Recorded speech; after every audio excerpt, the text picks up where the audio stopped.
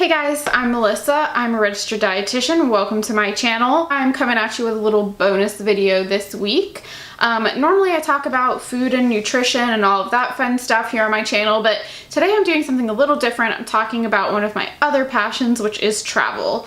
I love traveling and I love sharing that with you guys as well. So I've done a couple other travel videos. I will link them somewhere around here if you want to watch them. But yeah, I'm kind of doing a series maybe about once a month, letting you know somewhere that I've been to, what I think you should do there, what I think you can skip, what I think you should eat, all of that fun stuff. So today we are talking about Amsterdam. I went to Amsterdam 2 years ago, I think it was now, as part of like a little European trip with my boyfriend, and I really loved it. I liked it a lot more than I thought I would. I feel like when people think of Amsterdam, they just think of smoking pot and the red light district, and it's so much more than that. So today, that is what we're talking about. So first, let's talk about some of the things that you should definitely do while you're there. Now, some of these are pretty touristy, but they're things that are just worth it. You know, there's a reason why some things are touristy, and it's because they're really fun to do. So the first one is a canal tour. Honestly, I feel like you can't go to Amsterdam without doing a canal tour. Yes, it's kind of touristy, but it's also really awesome. There's so many different canals to go down. There's so many different parts of Amsterdam to see by this little tiny boat going down these little canals. You get to see different neighborhoods, different buildings. You get to learn things that you wouldn't normally get to learn. And it's really fun, and I really do think it's a great way to see the city. The second thing is another very popular one, but that's to go to the Vondelpark. And honestly, I think you should spend a lot of time there. We ended up going there like 3 or 4 times, I think, because it's just so beautiful and it's huge. You can go to so many different parts of it. If you didn't know, the Vondelpark is the big park in Amsterdam, kind of like the Central Park of Amsterdam, I guess you could say.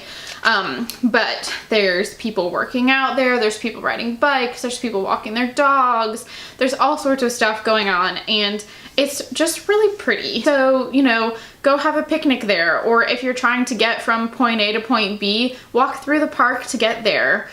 Just go sit by the pond or sit on a bench and people watch a little bit. It's just a nice, like, quiet, relaxing place to go in the middle of what's probably a pretty busy and active trip.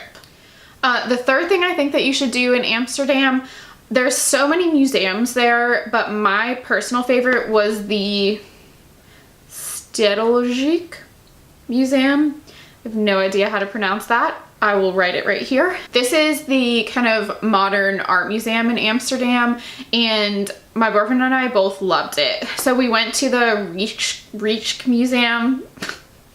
I clearly don't know how to pronounce anything. We went to that, which is like kind of the big one that you hear about the most. That's just kind of the history of the Netherlands, which is interesting. I mean, I'm not like a huge history museum person. So we went into that museum and then went into this one, and I just loved it. I really enjoy modern art, and it's huge. I'm pretty sure the exhibitions change, although I'm sure there's some things that stay there.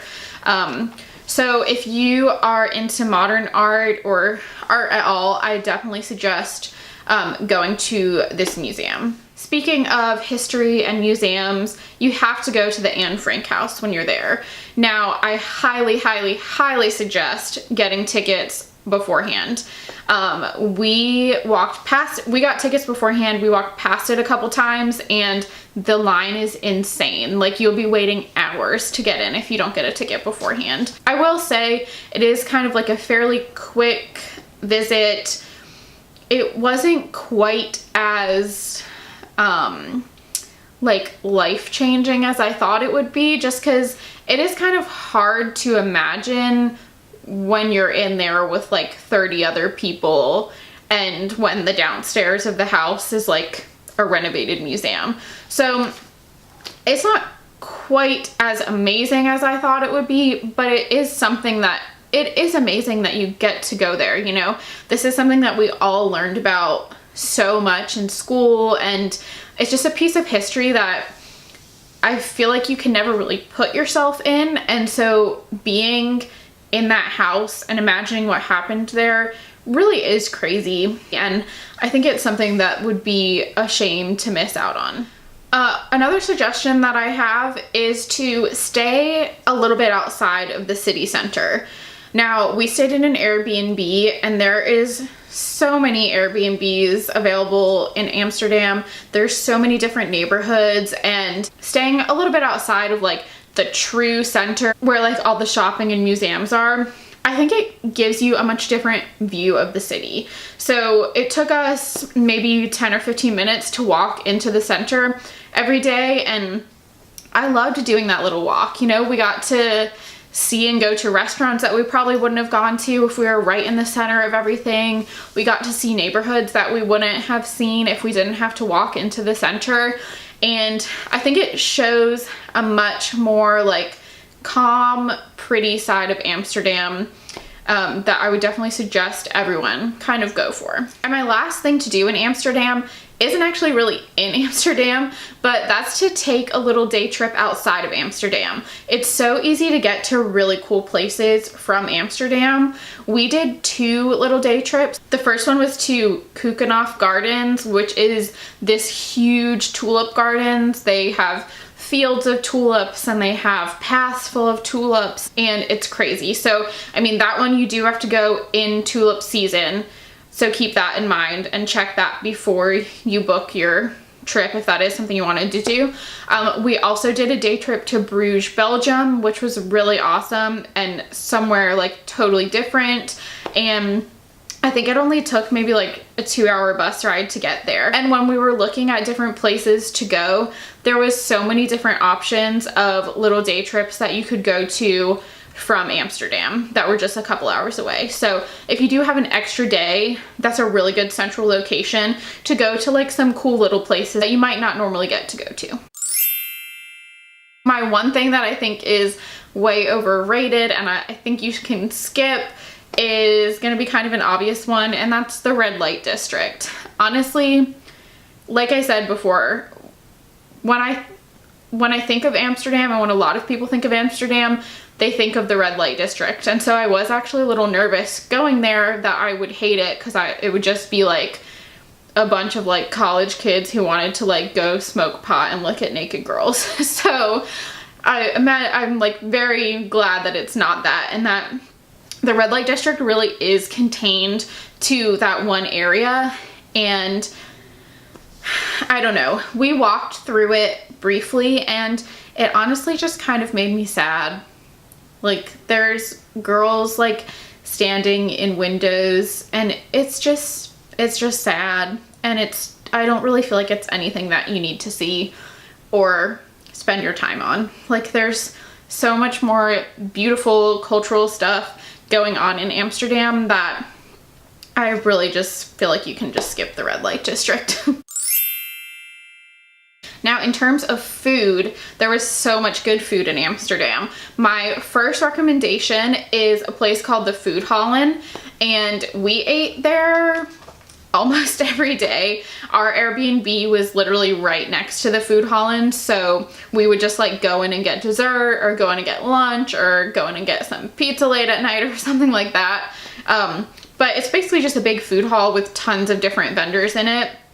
But they're good vendors. Like, we got pizza, we got hot dogs, we got pastries. I don't even know. We've got so much stuff from there, and everything was delicious. It's all pretty affordable, and it's a really easy way to try different things without breaking the bank, and also have kind of like a quick no frills meal, which if you're going to be out of town for, you know, several days, eating out can kind of get old, and sometimes you just want a quick meal. So the Food Holland is definitely a must. And the second thing that I really recommend that you eat in Amsterdam is Indonesian food. So Indonesia actually used to be a colony of the Netherlands, so there's a huge presence of Indonesian food, and there's several different restaurants you can go to. So just do your research as to like what's near you or the price point that you want. The one that we went to was very affordable. I think it was maybe like 20 euros or something like that, but So Indonesian food, it's like, it's just a whole other experience, kind of. They bring you like 20 small plates all at the same time, all on like a heated plate, and it's just like so much, and it's so delicious. And like I said, it was just like a whole other experience. It wasn't just like new food, it was just a whole new experience. So I really loved that. My boyfriend loved it too, and it's something I definitely suggest that you do not miss out on if you go to Amsterdam. All right, well, those are all of my suggestions for Amsterdam. I definitely suggest that you visit there. It's a really fun place. It's a beautiful place, and it really just feels very different from anywhere else that I have been. So if you're thinking of going there, I definitely suggest that you do. If you have any other recommendations of what to do there, then leave them below so that other people can read them. And yeah, I think that's all that I have for today. If you like these travel videos, then please give this video a thumbs up. Don't forget to subscribe for more videos like this, and also food and nutrition videos. Yeah, and I will see you next week. Bye.